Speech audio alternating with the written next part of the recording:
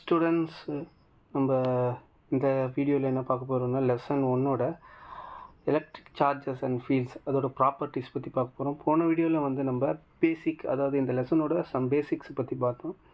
So அதெல்லாம் உங்களுக்கு தெரிஞ்சுன்னா ஒரு ஐடியா வரும். ஸோ அந்த ஐடியாவோட இந்த வீடியோ பார்த்தீங்கன்னா அடுத்த கான்செப்ட் வந்து நல்லா கிளாரிட்டியாக புரியும் உங்களுக்கு.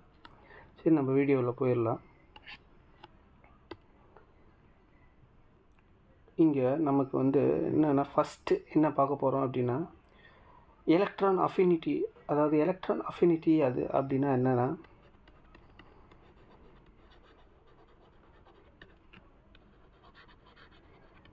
எலக்ட்ரான் அஃபினிட்டி அப்படி என்னென்னா, இப்போ நமக்கு ரெண்டு ஆப்ஜெக்ட் இருக்குது சரிங்களா. இங்கே ஒரு ஆப்ஜெக்ட் இருக்குது, இங்கே ஒரு ஆப்ஜெக்ட் இருக்குது, இங்கே ஒரு ஆப்ஜெக்ட் இருக்குது சரிங்களா. இப்போ நமக்கு இது வந்து நம்ம நியூட்ரல், அதாவது நம்ம எதுவுமே செய்யலைன்னா அது ஒரு neutral object. Plus or minus வந்து நமக்கு ஈக்குவல் அமௌண்ட் ஆஃப் இருக்கும். நம்ம எதனா நம்ம டிஸ்டர்ப், அதாவது நம்ம ஏதாவது அந்த வேஸ் ஆஃப் ப்ரொடியூஸ் சார்ஜ் அப்படி இருக்கும் அந்த டாபிக் பார்த்தோம்ல, அதாவது கண்டக்ஷன், இண்டக்ஷன் அண்டு ஃப்ரிக்ஷன் பார்த்தோம். இது ஏதாவது மூலமாக இதை வந்து நம்ம என்ன பண்ணோன்னா, எதனா டிஸ்டர்ப் பண்ணோன்னா அப்போ வந்து என்ன சார்ஜஸ் வந்து அன்பேலன்ஸ் ஆகும். இப்போ அன்பேலன்ஸ் ஆகும்போது, இப்போ இம்பேலன்ஸ் ஆகும்போது என்ன ஆகும்னா, இங்கே வந்து என்ன ப்ரொடியூஸ் ஆகும், சார்ஜஸ் வந்து அன்இக்குவல் ஆகிடும். அப்போது அங்கே ப்ளஸ்ஸு மைனஸ்ஸு, இப்போ 4 ப்ளஸ் இருக்குதுன்னு வச்சிங்களேன், ஒரு 5 மைனஸ் ஆயிடுச்சு, நிறைய மைனஸ் ஆயிடுச்சு, 5 ப்ளஸ் தான் இருக்குது அப்படின்னு நினச்சிக்கோங்க. ஏன்னா இந்த ஆப்ஜெக்ட்லேருந்து நான் சார்ஜஸ் வந்து இந்த ஆப்ஜெக்ட்டுக்கு பாஸ் பண்ணணும். அதாவது ப்ளஸ்ஸு வந்து ட்ரான்ஸ்ஃபர் ஆகுதா இல்லை மைனஸ் ட்ரான்ஸ்ஃபர் ஆகுதா, அது வந்து நம்ம புக்கில் கொடுத்துருக்க மாட்டாங்க. எந்த ஆப்ஜெக்ட் எங்கேருந்து போவோம் அதெல்லாம் கொடுக்கல சரிங்களா. நீங்கள் அதை புரிஞ்சுக்கோங்க. எப்படின்னா எலக்ட்ரான் அஃபினிட்டியை பொறுத்து தான் வந்து இது ப்ளஸ்ஸை கொடுக்குதா இல்லை மைனஸை கொடுக்குதான்னு அர்த்தம். இப்போ இந்த ஆப்ஜெக்ட் இங்கே வந்துடுங்க. இப்போ இந்த ஆப்ஜெக்டோட எலக்ட்ரான் அஃபினிட்டி வேல்யூ அதிகமாக இருந்ததுன்னா, இன்க்ரீஸாக இருந்ததுன்னா, அதாவது இன்க்ரீஸ் ஆச்சுன்னா அதோட வேல்யூ ஒரு ஆப்ஜெக்ட்டுக்கும் எலக்ட்ரான் அஃபினிட்டி வேல்யூ இருக்குது சரிங்களா. அப்போ எலக்ட்ரான் அஃபினிட்டி வேல்யூ வந்து இன்க்ரீஸாக இருந்ததுன்னா அந்த ஆப்ஜெக்ட்டு எலக்ட்ரானை வந்து வாங்கிறதுக்கு ரெடியாக இருக்கிறாருன்னு அர்த்தம்.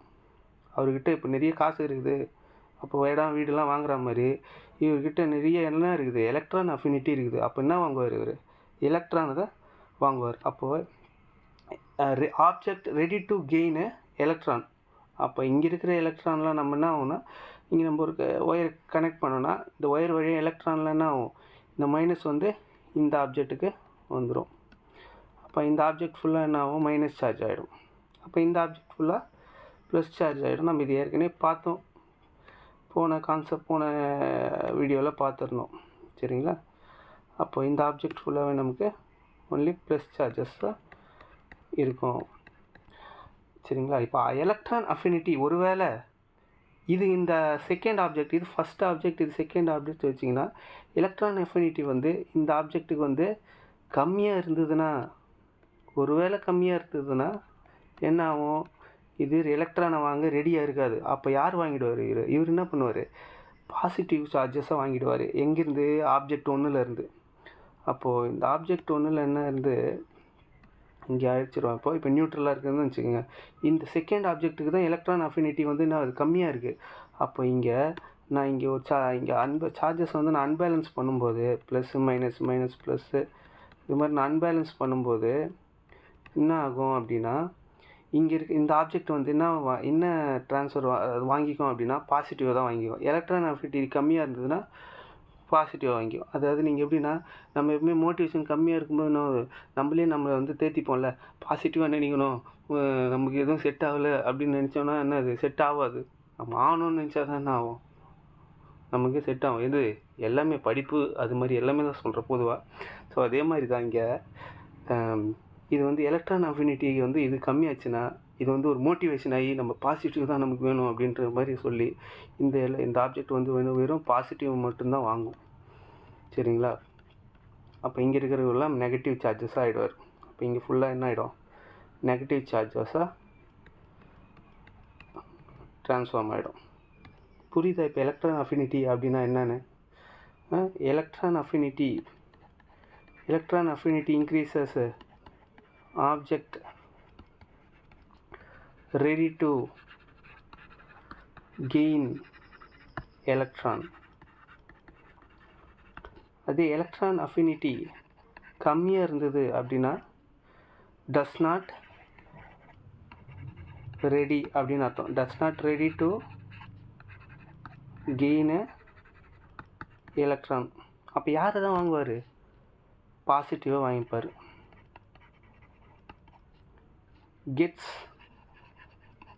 gets only positive. பாயிண்ட்லாம் புரிஞ்சுதா? எலக்ட்ரான் அஃபினிட்டி அப்படின்னா என்னென்னு புரிஞ்சுதா? ஃபஸ்ட்டு இதை புரிஞ்சுட்டு தான் நம்ம அடுத்து நம்ம கான்செப்டுக்கு போகணும்.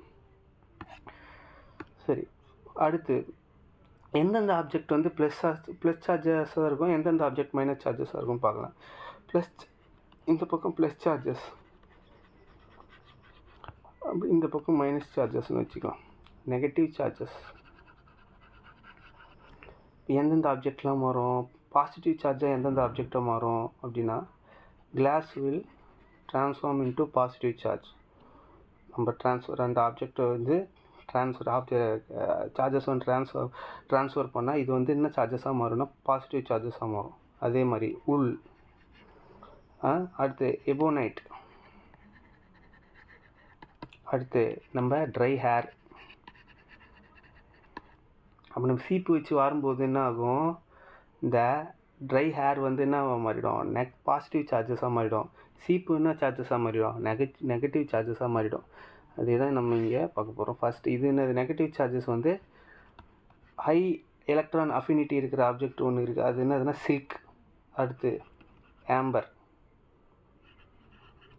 அடுத்து ரப்பர், அடுத்து பிளாஸ்டிக், அடுத்து பாலித்தீன். இந்த பிளாஸ்டிக் சம்மந்தமான எல்லா பொருளுமே என்ன தான் நெகட்டிவ் சார்ஜை தான் மாறும். அடுத்து இங்கே ட்ரை ஏர்னால் இங்கே என்ன இருக்கும்? கூம்ப். அது நம்ம எப்பவுமே எலக்ட்ரான் வந்து முடியிலேருந்து எலக்ட்ரான் லாஸ் ஆகிடுது, அது மாதிரி கான்செப்ட் வந்து சொல்லியிருப்பாங்க. அப்போ ட்ரை ஏர் வந்து பாசிட்டிவ் சார்ஜாக மாறும், காம் வந்து நெகட்டிவ் சார்ஜஸாக மாறும். ஓகே, அடுத்து நம்ம ப்ராப்பர்ட்டிஸ் ஆஃப் சார்ஜஸ் அது பார்க்கலாம். ப்ராப்பர்ட்டிஸ் ஆஃப் சார்ஜஸ் ரொம்ப ஈஸி தான். உங்களுக்கு அந்த சின்ன ஒரு 4 பாயிண்ட் இருக்குது, அது தெரிஞ்சுக்கிட்டு புரிஞ்சிச்சுன்னா உங்களுக்கு ஈஸியாகிடும். Properties of charges.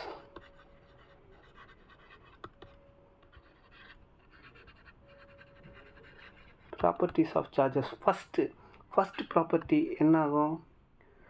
First property it will repel or attract. Repel or attract. அடுத்த property it is a scalar. சார்ஜஸ்க்கு என்ன இருக்கும்? வெறும் வேல்யூஸ் தான் இருக்கும். 2 கூலும், -2 கூலும், 1 -1 கூலும்னு வேல்யூஸ் தான் இருக்கும், டைரெக்ஷன்லாம் இருக்காது. இப்போ டைரெக்ஷன் இல்லைன்னா நம்ம அது என்ன சொல்லுவோம்? ஸ்கேலர்னு சொல்லுவோம். டைரெக்ஷனும் வேல்யூவும் ரெண்டுமே இருந்ததுன்னா அங்கே அதை என்ன சொல்லுவோம்? வெக்டர்னு சொல்லுவோம். சரியா? அப்போ இது பேசிக்காக இது அடிட்டிவ் இன் நேச்சர். அடிட்டிவ் இன் நேச்சர்னால் என்னது? எனக்கு இந்த ஆப்ஜெக்டில் n நம்பர் ஆஃப் சார்ஜஸ் இருக்குது. அப்போ என்னென்ன சார்ஜஸ் இருக்கும் அப்படின்னா n நம்பர் ஆஃப் சார்ஜஸ் அப்படின்னா என்னது? இப்போ இங்கே +2 கூலும்னு இருக்குது, ப்ளஸ் சார்ஜ். இங்கே ஒரு ப்ளஸ் சார்ஜோட சார்ஜ் எவ்வளோக்கு? +2 கூலும். இங்கே ஒரு மைனஸ் சார்ஜ் -1 கூலும்னு இருக்குது. இங்கே +2 கூலும்னு இருக்குது. இங்கே -3 கூலும்னு இருக்குது. திருப்பியும் இங்கே +4 கூலும்னு இருக்குது. அப்போ இங்கே நம்மளுக்கு இங்கே ஒரு சார்ஜ், இங்கே ஒரு சார்ஜ், இங்கே ஒரு சார்ஜோட வேல்யூலாம் தெரிஞ்சிச்சு. இப்போ நம்ம என்ன பண்ணுவோம்? அடிட்டிவ் நேச்சர்னால் பேசிக்காக இதை என்ன பண்ணுவோம்? ஆட் பண்ணுவோம். அப்போ +2 +4 -3 -1 +2 என்ன வரும்? 6, திருப்பியும் 3, திருப்பியும் 2, 4. அப்போ ஈக்குவல் டு 4 கூலும். இதோட டோட்டல் சார்ஜோட வேல்யூ என்னென்னா 4 கூலும். பேசிக்கலி ஆட் பண்ணுவோம் சார்ஜஸ் எல்லாத்தையும். 4th பாயிண்ட் என்ன வரும் அப்படின்னா charges are quantised. Charges are quantised. குவான்டைஸ்டாக என்ன அப்படின்னா என்ன அப்படின்னா ஃபிக்ஸ்டு வேல்யூ. குவான்டைஸ்டாக என்னது? Fixed value. அந்த ஃபிக்ஸ்டு வேல்யூன்னு நமக்கு ஒன்று செட் பண்ணியிருக்காங்க. குவான்டைசேஷன் ஆஃப் சார்ஜஸில் வந்து நமக்கு இந்த ஈக்குவேஷன் பார்த்துருப்போம். என்ன ஈக்குவேஷனு? q is equal to plus minus M E அப்படின்னு ஒரு ஈக்குவேஷனுக்கு நம்ம நல்லா எக்ஸ்ப்ளனேஷன் கொடுத்துருப்போம் ஃபஸ்ட்டு வீடியோவில். ஸோ இந்த இதுக்கு வந்து வேல்யூ ஆஃப் த எலக்ட்ரான் அதுக்கு வந்து ஒரு ஃபிக்ஸ்டு வேல்யூ அப்படின்னு ஒன்று கொடுத்துருக்காங்க. அப்போது அதோட வேல்யூ என்ன அப்படின்னா வேல்யூ ஆஃப் எலக்ட்ரான் என்ன 1.6 × 10⁻⁻19 கூலும். சரிங்களா?